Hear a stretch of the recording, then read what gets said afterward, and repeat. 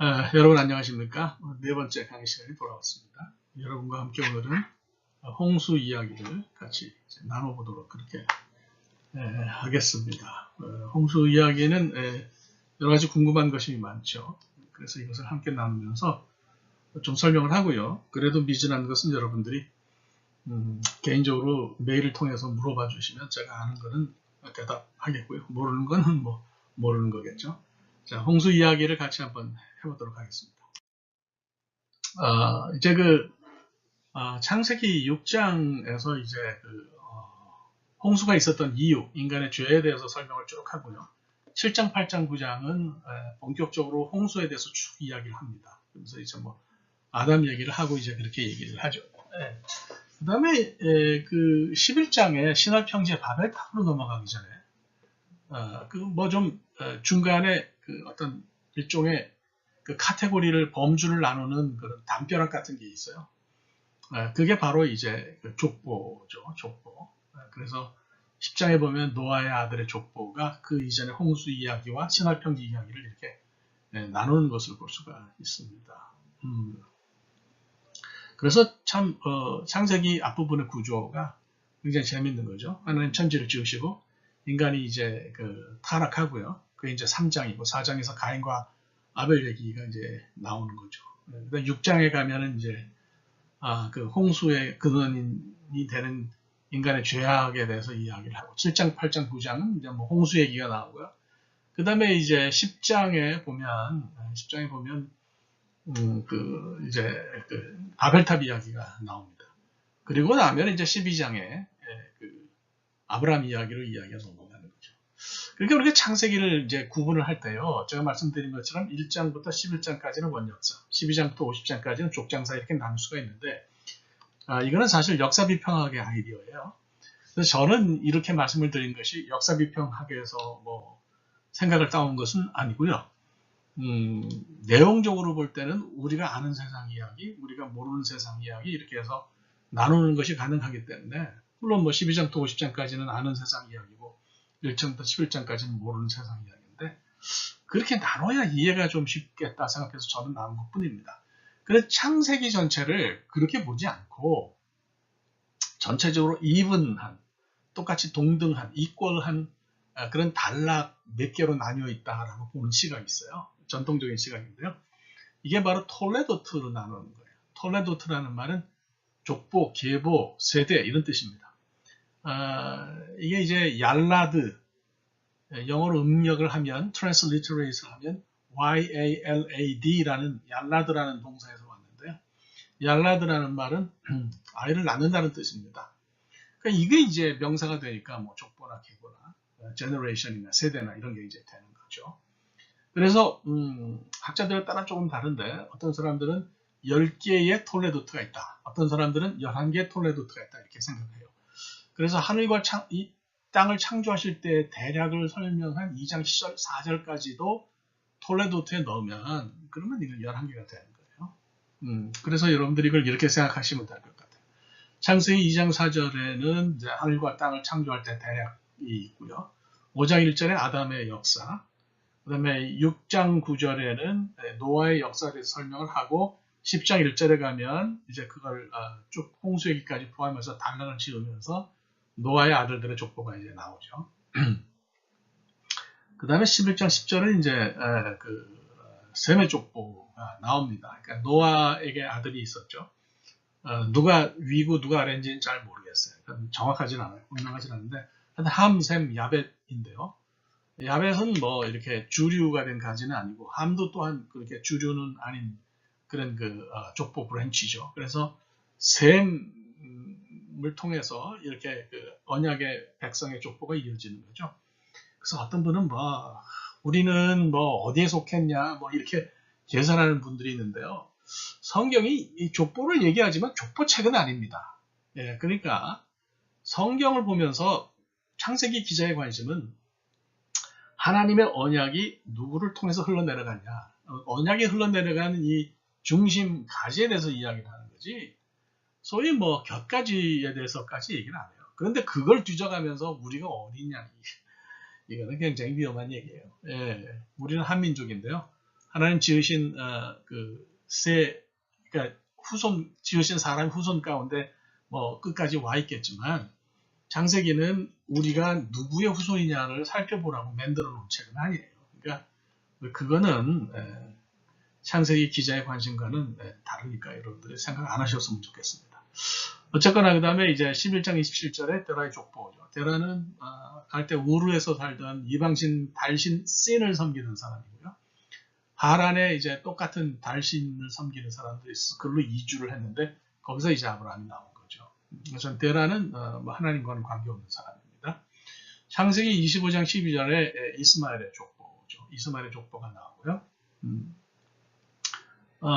그 다음에 이제 25장 19절에 이삭의 족보, 그 다음에 36장 1절에 이제 에돔의 족보가 나옵니다. 그리고 36장 9절에 이제 세일의 족보 나오고 37장 2절에 야곱의 역사 족보 이런 것이 이렇게 나와요. 그러니까 이런 것들을 통해서 쭉 창세기를 이제 구분을 한 거예요. 이렇게 창세기를 구분해서 보는 방법도 있구나 하는 것을 여러분들이 생각하시면 좋겠습니다. 다음으로 넘어가 볼까요? 자, 이제 홍수 얘기인데요. 아이고, 옷가 아프고 물도 좀 마셔가면서 하겠습니다.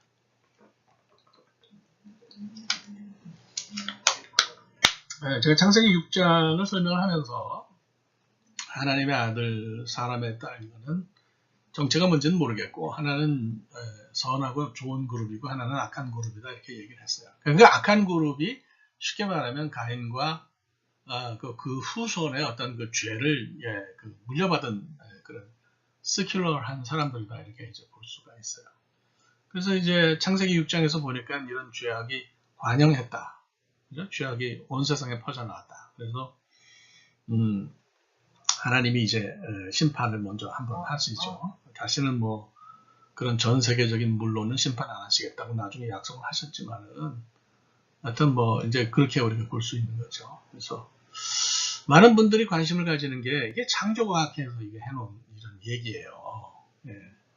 저는 이거를 전 세계적으로 일어난 홍수라고 믿습니다. 그러나 이제 아마 땅을 파가면서 지층 연구를 하면서 전 세계적인 그런 창조가 이러니 저러니 하고 한 거는 오히려 자충수가 아닌가 이제 이런 생각을 저는 개인적으로 합니다. 개인적인 생각이 그렇다는 거예요. 단지 우리는 그 성경이 한 이야기를 가지고 그렇게 믿고 받아들이는데 이런 것이 모두 다 증거가 있어야 된다 이렇게 생각하지는 않아요. 여러분 뭐 증거가 있어야 믿어요. 예수님도 도마 보고 그러셨잖아요. 너는 나를 봐서 믿냐? 네? 주님을 봐야 된다. 그러니까 주님께서 짠 하고 나타나셔가지고 너 내 옆구리와 이 손의 상처에 너 손을 대보고서 나를 믿어라. 믿음 있는 자가 되라. 그러니까 만졌어요, 못 만졌어요? 만졌다는 얘기가 없어요. 그것도 뭐 사람들이 다 뭐 손가락을 뭐 넣어봤다는데 아니 여러분이 도마라면 주님이 그렇게 말씀하시는데 가서 손가락을 이게 옆구리에 찔러 보겠어요? 있을 수가 없는 얘기지. 사실은 그렇게는 우리가 볼 수가 없어요. 그러니까 도마가 나의 주님이십니다. 이렇게 고백하잖아요. 그러니까 주님이 그러세요. 너는 나를 봐서 믿냐. 보지 못하고 믿는 자는 복되니라. 믿음이라고 하는 것은 그거는 증거가 있을 때에 믿는 것은 믿음이 아니에요. 그건 이해죠. 이해. 그죠? belief하고 understand는 다른 거예요. 그래서 홍수는 사람 전체를 심판했으니까 온 인류의 심판이 맞죠. 그래서 온 세상을 덮은 이게 어떻게 이렇게 만들어졌네? 온 세상을 덮은 홍수인 것도 맞습니다. 단지 그것을 과학적으로 증명하려는 시도를 따라가다 보면 그 증거에 대해서는 이게 맞다라는 사람도 있지만 안 맞다는 사람도 있거든요. 아니라는데 어떡하겠어요? 그러면 오히려 반격의 빌미를 준다는 거예요. 근데 그럴 거 없이 그냥 뭐 증거가 있건 없건 이렇든 저렇든 우리는 이것을 다 온 세상을 덮은 홍수라고 그렇게 믿습니다. 그래서 창세기 1장부터 11장의 세상은 우리가 모르는 세상이라고 그랬잖아요. 어떤 분들은 전 세계를 덮는 홍수가 어떻게 가능하겠냐 이렇게 생각하시는데 이거는 12장 이후의 세상에서는 그럴지 모르겠는데 1장부터 11장까지는 everything could happen. 그러니까 뭐 우리가 상상할 수 없는 그런 일이 다 생기는 거죠. 하나님이 흙으로 사람을 만드신 일도 있고요. 그렇지 않아요? 예, 바벨탑을 하나님이 내려오셔가지고 무너뜨린 얘기도 있는데 홍수가 뭐 전 세계적이다. 그게 뭐 신기해요? 그럴 수도 있는 거죠.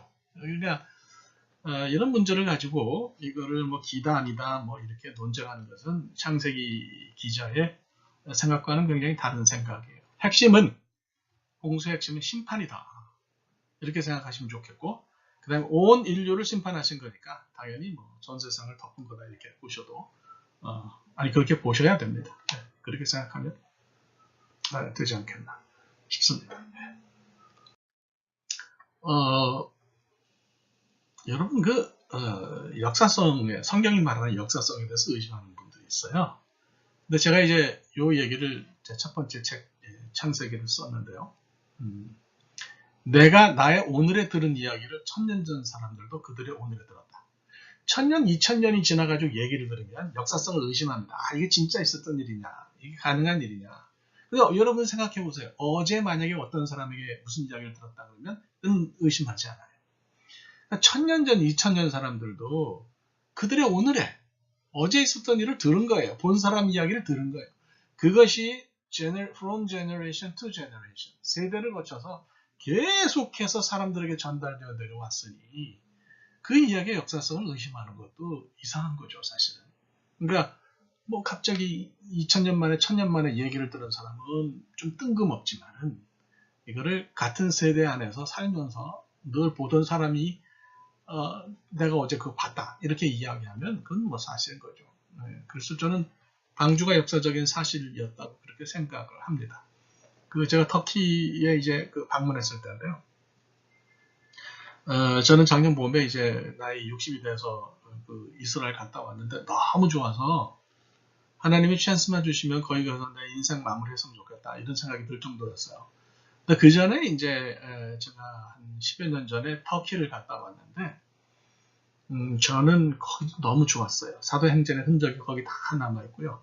또 구약도 이제 흔적이 거기 남아있어요. 가장 인상적이었던 것이 터키 동부의 아라랏산을 갔을 때였어요. 뭐 산이 굉장히 높고 위에 꼭대기에 구름이 쫙 이렇게 있어서 너무 높아서 그 산 올라가는 거는 감당을 못 하겠더라고요. 예, 그래서 그거는 또 실제로 굉장히 높아요. 올라갔다가 얼어 죽어요. 그래서 이제 산을 밖에서 보고 사진만 찍고 내려왔는데 거기 방주 박물관이 있어요. 바로 지금 보시는 이 사진이 있는 옆에 이렇게 박물관을 지어놨는데 그 사람들은 이게 노아의 방주가 땅에 닿았던 흔적이라고 그럽니다. 그죠? 그래서 front, rear 이렇게 돼 있잖아요. 그러니까 앞에서부터 뒤에까지를 저게 앞부분이 위쪽이 이제 방주 앞부분이고 요 아래쪽이 이제 방주 뒷부분인데 여기 뭐라고 써놨냐면 필기시로 exact biblical length 그러니까 성경이 말하는 그 길이하고 일치한다는 거죠. 그죠? 그래서 여러분 생각하시면 좋겠고 옆에 이제 뭐 rip timbers 그러니까 목재 같은 것도 발견됐다 이렇게 이야기를 해요. 그래서 arkdiscovery.com에 오시면 볼 수 있다 그러는데요. 박물관을 잘 만들어 놓은 건 아니에요. 근데 이제 여기서 나온 증거들 다 이렇게 해놨고 뭐 터키의 상황에서는 뭐 나름대로 최선을 다했다 이렇게 생각을 합니다. 예, 아무리 뭐 터키가 세속주의 정치적인 입장을 채택해서 종교하고 정치를 섞지 않지만 요즘은 에르도안인가 이 사람이 대통령 된다면은 아주 자꾸 무슬림 이슬람 쪽으로 가는데요. 어쨌든 제가 갔을 때만 해도 이제 좀 세속주의 정치를 취해서 기독교에 대해서 비교적 조금 이게 문을 열어놨는데 어쨌거나 기독교도들이 와서 이거 보고 먹고 살잖아요. 그러니까 박물관도 세워놓고 그렇게 했더라고요. 요것만 있는 게 아니고 방주에 닷이 있었대요. 그래가지고 그 닷을 돌로 만들었는데 그 근처 동네에 돌로 만든 그 닷을 보관해놨다 해서 그걸 보러 갔는데 동네 사람들이 다 몰려왔어요. 얘기 들어보니까 몇 주 전에 그걸 훔쳐가려고 누가 왔었대. 그래서 낯선 사람들이 온다니까 의심을 품고 다 이상한 눈으로 우리를 보는 거예요. 잘못하면 돌로 얻어맞을 것 같아가지고 대충 보고 그런 거 아니라 그러고 버스 타고 황급히 떠났던 그런 기억이 납니다. 그래서 하여튼 뭐 저는 이것이 뭐 흔적이든 아니든 it doesn't matter to me. 상관이 없다고 생각하고요. 저런 게 없어도 방주의 존재를 믿습니다. 요즘 뭐 어느 아라랏산 어디 중턱에서 뭐 얼음에 갇힌 방주를 발견했는데 뭐네 그거 뭐 제가 볼 때는 우스운 얘기고요. 그런 증거가 있어야 믿는다는 것은 그 기독교의 진리에 대한 모독이라고 저는 생각해요. 증거 없이 믿으시기를 바랍니다. 성경에 있는 얘기 자체가 증거예요. 또 어떤 더 다른 증거가 필요하겠어요. 방주 얘기를 좀 할 건데요. 방주가 뭘 방주라 그래요? 히브리 말로 이제 테바라고 그렇게 이야기를 합니다. 테바인데요. 테바와 배 차이를 좀 아세요?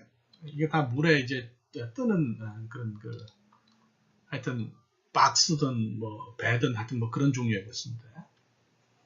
어떤 분들은 뭐 크기에 따라서 작은 거는 뭐 그 방주라고 부르고 큰 거는 배라고 부른다 혹은 그 반대다 뭐 이렇게 얘기하시는 분이 있는데 히브리 말로는 배는 오니아라고 부르고요.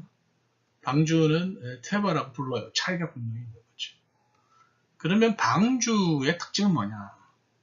방주는 없는 게 좀 배가 가진 것 중에서 없는 게 있어요. 우선 키가 없습니다. 키가 뭐예요? 그러니까 방향을 결정짓는 거 아니에요?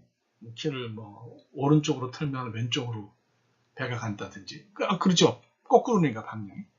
그 다음에 키를 또 왼쪽으로 하면 배가 오른쪽으로 가고 이렇게 해서 방향을 결정짓는 것이 키인데 방주에는 이게 없어요. 그 다음에 동력이 없습니다. 그러니까 돛이나 엔진이나 이런 게 없어요. 그렇죠? 예. 그러면 거기에 올라탄 사람은 또 뭐가 없겠어요? 시간이 없는 거죠. 기약이 없어요. 예, 그냥 올라탄 사람은 흘러가는 대로 이렇게 가는 거죠. 그래서 크기를 가지고, 뭐 크고 작고 가지고 배와 방주를 구별하는 것은 절대 아니고요. 바로 이게 있냐 없냐 가지고 구별을 하는 거죠. 북한 배들이 일본 해안에 탄 선원들이 다 죽어서 백골이 된 상태로 발견되는 경우가 있다는데 고장이 나거나 혹은 엔진이 없는 멍텅구리 배들이 있어요. 그건 한국에도 있어요. 그러니까 새우 잡을 때 쓰는 배인데 아무것도 없어. 키도 없고 엔진도 없고 그냥 이렇게 줄로 묶어서 다른 배랑 있다가 뭐 만약에 끊어지거나 이게 휩쓸리면 파도에 휩쓸리면 끝나는 거죠. 그런 것이 방주다 이렇게 말씀을 드릴 수가 있습니다. 여러분들 잘 아시는지 모르겠는데 출애굽기를 보면 이제 그 모세의 부모가 모세를 조그만 박스에 갈대 상자에 넣어서 이제 나일강가에 갖다 두잖아요. 그 박스를 우리가 테바라고 합니다. 방주라고 해요. 아주 뭐 애가 들어갈 정도로 조그만 그런 박스인데 이것도 방주라고 그러는 건 그건 뭐가 없다는 거예요. 키가 없다는 거고 거기 동력이 없다는 거예요. 그러니까 본인이 스스로 운전할 수가 없는 거예요. 탄 사람이. 그죠? 자, 그러면 우리가 신학적으로 볼 때 방주를 누가 운전하는 거예요? 모세가 탔던 방주나 노아가 탔던 방주나 이걸 누가 운전하냐면 하나님이 운전하시는 거예요. 그러니까 심지어 노아의 방주는 하나님이 문도 닫으셨다 그랬어요. 거기 탄 사람이 아무것도 할 수가 없어요. 그러니까 홍수가 시작해서 홍수가 끝날 때까지 떠당기다가 하나님이 인도하셔서 아라랏산 꼭대기에 가서 닿은 거예요. 그게 하나님께 삶을 맡기는 사람들의 어떤 방법이다. 이런 생각이 들어요. 모세가 탄 방주도 마찬가지죠. 사실은 모세가 탄 방주가 움직여서 가다가 이집트의 공주를 만난 게 아니고 이집트의 공주가 스스로 모세가 탄 방주로 왔다는 건데 뭐 상대성 원리에 따르면 그게 그거죠. 예. 그럼 그건 누가 운전했냐? 하나님이 운전하셨기 때문에 하필이면 딱 그 이집트 공주의 눈에 가서 이게 정박을 했다 그런 얘기예요. 저는 그래서 방주를 삼무의 방주라고 부릅니다. 세 가지가 없다. 그러니까 뭐 동력도 없고요, 키도 없고요, 내가 움직일 수가 없어요. 그러니까 시간이 없는 거예요. 그래서 결국 우리 인생이 방주인데 이걸 빨리 아는 사람은 하나님께 맡기고 하나님께 부르짖고 하나님의 섭리를 기대하는데 그게 아니고 내가 뭔가 해보겠다고 주먹 움켜쥐고 그렇게 하면 그건 인생을 보는 시각이 성경적이지 않은 겁니다. 제대로 되지는 않은 거예요. 제가 옛날에 한국에서 목회하면서 40이 넘어서 세례를 받으러 온 사람이 있어서 나이를 물어봤더니 40몇 살에 그래요. 진짜 그랬어요. 아니 그 당신 무슨 배짱으로 40이 넘을 때까지 예수를 안 믿었냐 하나님 안 믿었냐 그랬어요. 그러니까 인생이요 조금 살다 보면 자기 뜻대로 되는 거 없습니다. 우리가 미국에 와서 사는데 미국에 올 줄 알았어요? 미국에 오면 모든 게 잘 풀릴 줄 알았는데 모든 게 다 그렇게 잘 풀리던가요? 그렇지가 않아요. 그래서 이럴 때 우리가 할 수 있는 것은 하나님과 교제하는 거예요. 하나님 앞에 무릎 꿇고 앉아서 하나님 저 아시죠? 내 인생 아시죠? 내 인생을 맡깁니다. 인도해 주세요. 저는 지금 방주에 타 있습니다. 이 방주에 타고 있는데 이 방주를 하나님 운전하셔서 제대로 된 곳에 멈추게 하실 줄로 저는 확신합니다. 이런 기도가 사실은 정말 필요한 거죠. 네. 그래서 우리가 그렇게 기도할 수 있게 되기를 저는 간절히 소망합니다. 참고로요, 방주를 뭘로 만들었냐? 이게 이제 고페르 나무로 만들었다는. 고페르 나무는 뭔지 몰라요. 이게 무슨 나무인지 안다 그러는 사람하고는 제가 말씀드리지만 같이 놀지 마세요. 네, 그거 중요한 것도 아니고 알 필요도 없어요. 단지 물이 닿아도 쉽게 부식하지 않는 그런 나무다. 이렇게 우리가 생각할 수는 있고요.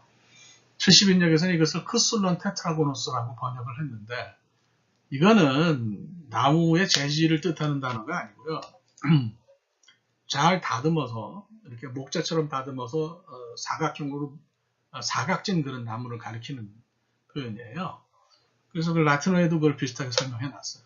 이 부분은 제가 쓴 창세기 책에 아주 상세하게 설명해 놨어요. 그래서 관심 있으신 분들은 이제 그걸 찾아보시면 충분히 보실 수 있다 이렇게 생각합니다. 그러니까 뭘로 만들었든지 상관없고요. 크기가 크든지 작든지 상관없고요. 이거는 키도 없고 동력도 없었고 스스로 운전할 수 없으니 언제 어디에 도착한다는 시간도 없었다. 우리의 인생이 방주 같은 거다. 하나님이 운전하신다. 오히려 이런 메시지만 얻을 수 있으면 저는 그걸로 좋다고 생각합니다. 네.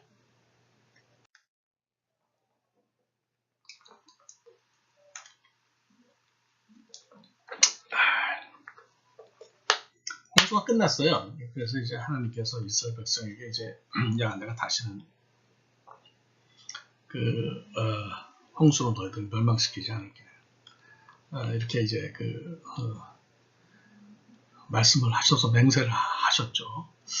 그럼 무지개라는 게 저게 뭐냐? 요즘은 무지개들이 동성애자들의 어떤 심볼로 쓰여가지고 원래와 굉장히 상당히 다른 게 됐는데요. 저는 그거 그렇게 저는 찬성하지 않아요. 개인적으로. 무지개가 그렇게 사용되는 것도 저는 그렇게 개인적으로 바람직하지 않다고 생각합니다. 어쨌거나 이 무지개는 히브리 말로 캐셰트라고 그러는데요. 이 캐셰트를 찾아보시면 이게 무지개라고 이렇게 사전에 나와 있지만 원래 뜻은 활이에요. 활. 그죠? 활이에요. 보우죠. 보우.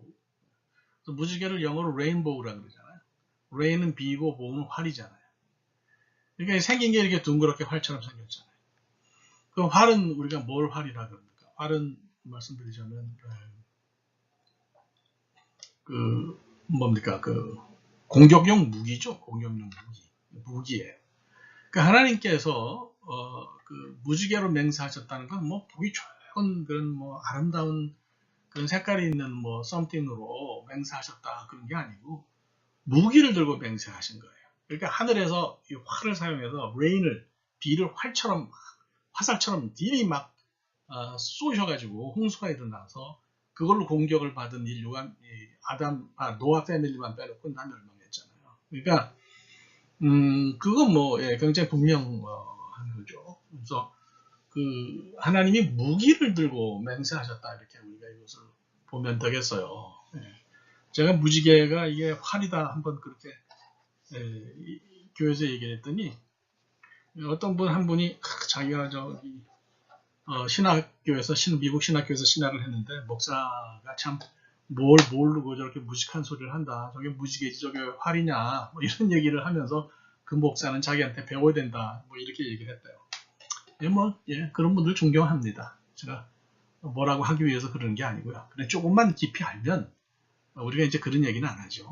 그래서 무지개 같은 활이었다는 거, 그 다음에 하나님께서 무기를 들고 맹세하셨다는 걸 좀 아시면 좋겠어요. 무기를 들고 맹세하신 것은 무슨 의미가 있겠어요? 무기를 들고 맹세하신 것은 깊은 의미가 있는 거죠. 내가 이걸로 다시는 너희를 이제 공격하지 않겠다. 그런 거예요. 그럼 여러분 무기를 들어서 이렇게 이야기를 하면 사람이 그걸 어떻게 들어야 돼요? 그거 협박한 거예요. 야, 니네 까불면 이거 혹시 다시 이거 알지? 이거 활이야, 활. 이걸 기억해야 돼. 요렇게 하신 거예요? 아니면 정말 안 하겠다고 그러신 거예요? 하나님을 무섭게만 생각하는 사람은 이거를 위협으로 볼 수도 있겠어요. 그렇죠? 예. 근데 하나님이 우리를 혼내실 때도 있는데 전반부에 혼내시면 후반부에는 반드시 위로하신다는 하나님. 이걸 우리가 기억을 하고 생각을 하면 절대 이것을 위협으로 받아들일 필요는 없습니다. 그러니까 이제 여러분 생각해 보세요. 노아의 후손들이 이제 홍수가 멎어서 나와서 다시 뭐 농사도 짓고, 그 당시에는 농사 지었잖아요. 농사도 짓고 하는데 이 사람들이 트라우마가 있는 거예요. 그 아픈 그 상처가 있는 거죠. 그러니까 야, 이거 열심히 곡식 재배해가지고 농사 지어서 다 막 이렇게 해놓으면 뭐하냐? 혹시 또 다시 비가 와가지고 홍수가 나서 다 이게 쓸려 내려가고 우리도 죽게 되고 그러면 이 뭐 이렇게 노력하고 애쓰는 게 다 무슨 의미가 있냐 이렇게 생각할 수가 있잖아요. 그런 사람들, 두려움에 떠는 사람들, 그다음에 앞날의 어떤 미래에 대한 불안 때문에 힘들어하는 사람들에게 하나님께서 그분의 무기를 들어서 내가 이것을 다시는 쓰는 일이 없다. 안심해도 좋다. 이렇게 말씀하셨다는 거예요. 예, 그러니까 우리 본문의 맥락을 보면 이것은 협박이나 그 위협이 아니고 하나님께서 사람들을 다시는 이제 멸망하지 않도록 하시겠다고 하신 말씀으로 생각할 수 있죠. 재미있는 것은 창세기 9장 16절인데요. 하나님 공중에 이 활을, 무지개를 두신 이유는 그걸 볼 때마다 기억하신다 얘기했어요. 저는 그전까지는 이게 사람에게만 보이기 위해서 하는 건 줄 알았는데 하나님이 이걸 보고 기억하신대요. 뭐 하나님이 뭐 잊어버리시는 분이세요? 절대 아니죠. 그럼에도 불구하고 내가 그걸 볼 때마다 너희를 다시 멸하지 않겠다 한 얘기를 기억하겠다 하신 것은 철저하게 사람을 향해서 하시는 말씀이죠. 네. 하나님은 인류가 잘못해도, 사람이 잘못해도 활을 가지고 무지개를 가지고 약속한 게 있으시기 때문에 다시는 사람을 멸망 안 시키는데, 사람은 어때요? 사람은 맨날 무지개를 보고 살아요. 요새는 뭐 좀 공기가 나빠져서 무지개 보기 힘든데 미국에서는 그래도 무지개 자주 봐요.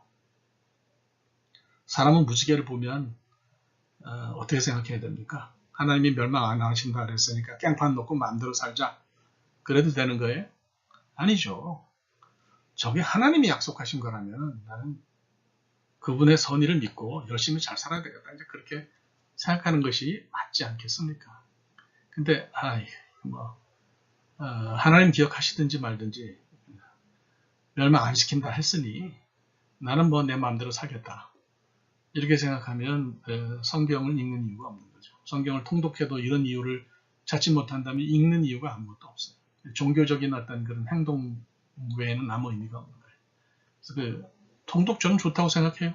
그런데 하면서 거기서 이런 의미를 찾아내고 이것이 우리 삶에 적용이 잘 될 수 있어야 되겠다. 저는 그렇게 생각합니다. 그래서 여러분들이 이 무지개를 지나가다 보시게 되면 저게 그런 의미가 있지. 나도 하나님 뜻을 따라서 제대로 잘 살아야 되겠다.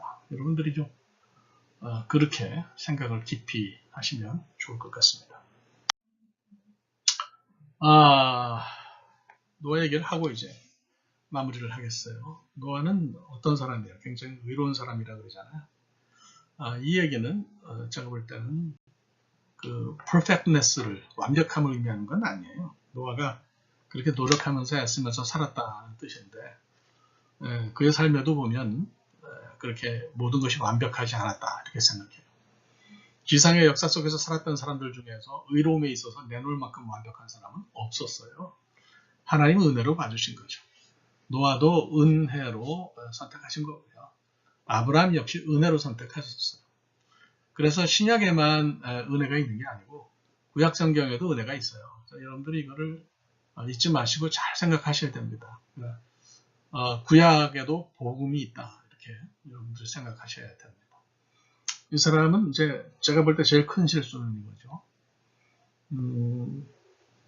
좀 술을 좋아했던 것 같아요. 술을. 술을 마시고 아니고 하는 것은 신앙적으로 판단할 수 있는 문제는 아니에요. 독주를 그만하라 그러고 술 취하지 말라 이런 방탕한 것이니 그랬으니까 이제 술로 인해서 많이 마시고 뭐 절제가 없고 그래가지고 삶이 제대로 영위되지 않는 것은 분명히 성경에서 하지 말라 그랬어요. 술 자체는 뭐 죄라고 생각할 수 없죠. 그러나 술이 뭐 그렇게 절제가 쉬운 것도 아니고 그러니까 뭐 안 마시는 게 사실은 제일 좋은 방법이라 이렇게 생각하죠. 건강을 위해서도 또 우리가 좀 절제해야 되고 그런 건데요. 노아는 술을 좋아했을 뿐만 아니라 주정이 좀 심한 정도였던 것 같아요. 우선 이 사람이 방주에서 내려와가지고 내려오자마자 했던 첫 번째 일이 뭐예요? 포도나무를 심었어요. 포도나무를. 그 왜 포도나무를 심었을까요? 빨리 포도를 맺어가지고 포도 열매를 가지고 포도주를 만들어서 마시려고 그랬어요. 그러니까 상당히 그 포도주를 즐겼던 모양이죠. 술을 아주 좋아했던 그런 사람인 것 같아요. 술이라는 게 함정이 있어요. 탈무드를 보면 노아가 이 포도나무를 심었을 때 사탄이 밤에 몰래 와서 거름으로 세 가지를 주고 갔대요. 하나는 원숭이 피고, 그 다음엔 돼지 피고, 그 다음엔 사자 피다. 이게 무슨 얘기예요? 술을 조금 마시게 되면 그러니까 포도로 만든 포도주를 좀 많이 마시게 되면 원숭이처럼 막 이렇게 까분다는 거죠. 주정이 나오는 거죠. 그 다음엔 이제 돼지처럼 지저분해진다는 거고요. 이게 막 토한다든지 옆에 사람에게 어떤 피해를 준다든지 평소엔 하지 않던 이상한 행동, 기행을 한다든지 뭐 그래요. 그래서 뭐 요즘은 텔레비전에 나와서 술 먹은 거 뭐 주정하는 거 이야기하는데 한국 사람들은 술 문제에 대해서 좀 관용하는 경향이 있는데요. 그거 조심해야 되는 거예요. 절대 사실은 방송에 나와서 그런 얘기 해서도 안 되고 조심해야 되는 거예요. 그러니까 아무리 뭐 그것이 죄가 아니더라도 마시고서 사람에게 피해를 줄 정도면 문제가 있는 거죠. 미국은요 아주 엄격합니다. 술 때문에 한번 문제가 생기는 사람은 그 사람 다시 재활을 거쳐서 정상적으로 되기 전까지는 인정을 안 해요. 인간관계가 망가지고 그러면 문제가 되는 거죠. 그래서 옛날에 니콜러스 케이지가 나온 그 Living Las Vegas, 라스베가스를 떠나면서라는 영화가 있었는데 그 술주정뱅이가 술만 먹다가 죽어요. 굉장히 아주 슬픔으로 또 그런 사람들의 애환으로 뭐 이런 쓸쓸한 그런 색채를 덧입혀서 촬영을 했지만 물론 뭐 그렇게 거기에 빠질 수밖에 없는 인생의 슬픔은 저도 공감을 하지만 결국 그렇게 해서 술만 마시다가 죽는 거를 미화할 생각은 없어요. 그렇다는 거죠. 그래서 저는 보면서 니콜러스 케이지는 뭐 멋있어 보이는데 영화는 좀 그러네 그런 생각이 들었는데요. 마지막 이제 증세가 사자피라는 거죠. 뭐 얘기 들어보면 술 마시고 뭘 때려 부쉈다 그러는데 그러고 나서 다음날 아침 멀쩡한 얼굴로 I don't remember anything that I did last night 뭐 이런단 말이에요. 그 말이 되는 얘기 피해를 본 사람들이 있는다는 거죠. 사자처럼 난폭해지고 거칠어진다. 노아가 좀 그랬던 것 같아요. 이분의 주장은 뭐였냐면 옷을 벗는 거였어요. 술 많이 마시고는 저 전봇대 앞에 가서 거기 이제 옷 벗어서 이렇게 고리에 걸고 전봇대 거기다 걸고 자기는 그 밑에서 이제 조용히 주무시는 분도 있고 전봇대하고 싸움하는 분도 있고 그런데 하여튼 술을 마시면 못 벗는 분들이 있어요. 노아가 그랬던 것 같아요. 이게 이제 아래 옷을 다 벗어버리고 이제 벌거벗은 채로 잠이 들었는데 함이 이걸 봤다는 거예요. 아들 중에 함이 이걸 봤어요. 그러니까 함을 저주하죠. 그래서 이걸 어떻게 우리가 이해해야 될지 모르겠어요. 그러니까 함이 정말 뭔가 잘못했을 가능성이 혹시 있을 수 있어요. 그럼 뭘까? 그래서 고대 중군동의 문서를 보면 어떤 나라의 왕이 오래 다스리면 아들들이 괘씸한 놈들이 자기들이 왕이 되려고 강제로 아버지를 거세하는 경우가 있었고요. 그래서 왕 위로부터 이제 내쫓는 일이 있었다는 거예요. 그러니까 뭐 알 수는 없지만 그렇게까지는 아니어도 함이 혹시 노아에게 뭔가 용서받지 못할 일을 했을 가능성이 있지만 문제는 성경 본문이 거기에 대해서 이야기를 안 한다는 거예요. 함의 잘못은 본 거예요. 근데 본 게 뭐가 잘못이겠어요? 나머지 아들들은 보지 않고 들어와서 옷을 가지고 이렇게 해서 가렸다 그러는데 그거야. 나중 일이지. 그거야. 이 사단이 그렇게 됐으니까 알고 대처 방안을 생각한 것이지. 아니, 갑자기 방 안에 들어섰는데 아버지가 벗고 주무신다. 이게. 그러면 그거 본 게 뭐 함 잘못이겠어요. 그러니까 두 번째 가능성은 함이 잘못한 것이 아닌데 노아가 함을 저주했다 이렇게 보는 거죠. 그래서 이거는 뭐 어떻게 이해되느냐. 한 번째 설교한 적도 있는데 저는 이걸 잘못은 노아가 해놓고 그 잘못을 아들에게 전가한 잘못된 아버지의 권위주의적이고 가부장적인 그런 모습이다 저는 이렇게 해석을 했어요. 그러니까 사람이요 자기를 용서할 줄 알아야 돼요. 그러니까 자기를 용서 못하면 타인을 용서를 못하는 거예요. 다른 사람에 대해서 화내는 사람이 있잖아요. 다른 사람의 실수에 대해서 막 화를 내는 사람이 있잖아요. 자기가 그런 모습이 있는 거예요. 자기를 용서 못하니까 남도 용서 못하는 거죠. 노아가 얼마나 시쳇말로 쪽팔리고 부끄럽고 창피하겠어요. 술 마시고 그냥 벗고 잤는데 이걸 아들이 봤다. 이게. 그러면 이거를 내가 잘못했구나. 다시는 그러지 말아야지. 아들 보고도 미안하다. 사과를 해야 되는데 오히려 함을 저주한단 말이죠. 그러니까 이거는 제가 볼 때는 굉장히 잘못된 모습이고 하나님 앞에 의롭지 않은 그런 모습이라고 저는 생각합니다. 이거를 좀 옛날 그 신학자들은 그 옛날에 노예를 두는 것도 허용을 하고 피부 색깔로 사람을 차별하는 사람들이 기독교인들에게도 많았어요. 참 웃기는 거죠. 이 사람들이 근거로 삼은 게 이제 함이고 함이 아프리카 사람들의 이제 선조라고 그렇게 생각을 한 거예요. 그래서 이걸 이렇게 했는데 여러분 검다고 차별하면 되겠습니까? 백인이 아니면 wasp, W-A-S-P. 그러니까 white, Anglo-Saxon, Protestant 이게 아니면 사람이 아닌 걸로 생각했던 그런 시대가 있었어요. 우리가 사는 미국도 사실 그 미국 그 원주민들, 아메리칸 인디언들 이 사람들의 땅인데 성경을 들고 들어와 가지고는 그 사람들을 죽이고 다 정복했잖아요. 이 부분에 대해서는 그 백인들이 철저하게 회개를 한번 해야 돼요. 잘못했다고 회개를 하고 여기 원주민들에게 용서를 비는 것이 필요해요. 그는 중미와 남미도 마찬가지다 이렇게 생각합니다. 스페인 사람들이건 영국 사람들이건 이거를 이야기하면서 성경을 잘못 해석한 것을 근거로 둔 것은 정말 안 좋아요. 그러니까 차별은 인종차별은 옳지 않은 거라고 저는 생각합니다. 피부 색깔로 차별하는 건 옳지 않아요. 그건 우리가 하지 말아야 되겠다. 이렇게 개인적으로 생각합니다. 자, 어쨌든 이렇게 해서 노아의 후손들이 퍼져나가게 이제 되는 거죠. 그래서 이제 끝에 이제 노아의 아들들의 족보가 나오고 이제 신할 평지에 가서 바벨탑 쌓은 얘기가 나옵니다. 죄를 한 번 걸러서 하나님이 심판하셨지만 여전히 죄의 모습이 있어서 그 죄의 모습이 드러난 것이 이제 바벨탑 사건이죠. 그러니까 이렇게 해도 해결이 안 되니까 하나님이 아브라함을 선택하셔서 구원사를 펼치시는 거라고 보면 돼요.